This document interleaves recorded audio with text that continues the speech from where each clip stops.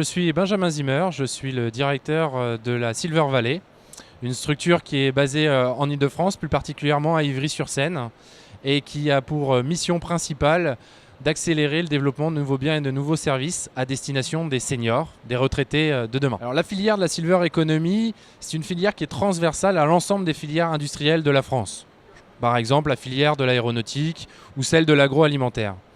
La Silver Economy a donc par définition des impacts sur l'ensemble des filières industrielles aujourd'hui en France. Demain, on va concevoir de nouveaux biens, de nouveaux services dans l'agroalimentaire, en développant des packaging ou des molécules innovantes pour mieux manger, mieux se nourrir. On va imaginer dans les transports de nouveaux trains, de nouveaux avions, de nouveaux voyages dans le tourisme.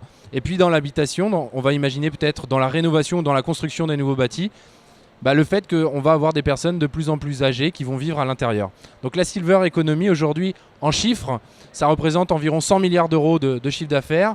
D'ici 5-6 ans, on sera plutôt à l'ordre de 130-150 milliards d'euros. Donc c'est une véritable filière d'avenir pour la France en termes de création d'emplois et de création de chiffre d'affaires pour les entreprises. Silver Valley a donc comme ambition d'accélérer le développement des nouveaux produits et nouveaux services à destination des seniors, et plus particulièrement en région Île-de-France. On veut être la Silicon Valley, mais dans la Silver Valley, ou dans la Silver Economy.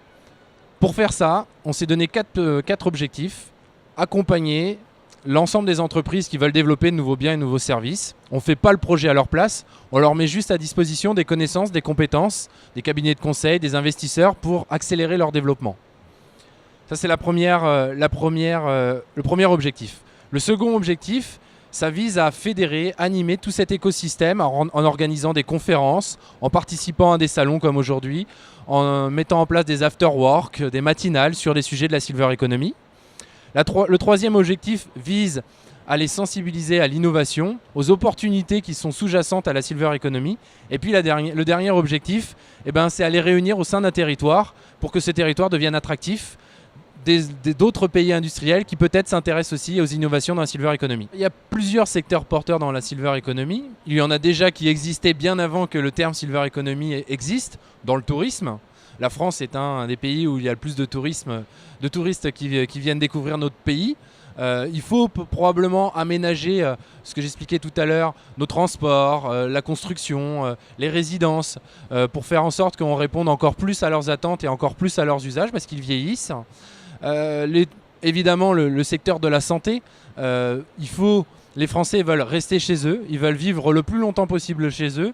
Il faut faire en sorte qu'on soit capable de suivre des maladies qui se développent quand on vieillit à domicile, avec la télémédecine, avec tout ce qui concerne la télé quelque chose. Le secteur de l'agroalimentaire, pour bien vivre, il faut bien manger.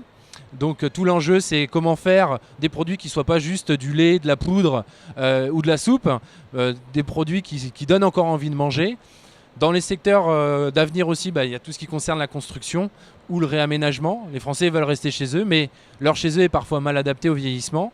Donc il faut faire en sorte qu'à pas cher, on arrive à faire des choses qui soient intelligentes pour que les personnes restent chez elles. Et puis, il y a tout ce qui concerne la communication, faire en sorte que les âgés soient ouverts sur le monde et que le monde soit ouvert aux âgés. Donc avec le lien social, avec les téléphones, les smartphones, les tablettes et d'autres produits divers et variés dans la communication. Alors les perspectives d'avenir sont très prometteuses parce que ce qui se passe en France, ça se passe dans tous les secteurs, enfin dans tous les pays industriels. D'ici 10 ans, il y aura un Français sur 3 qui sera âgé de plus de 65 ans, ce qui représentera un peu plus de 20 millions de Français à la retraite. Beaucoup seront actifs.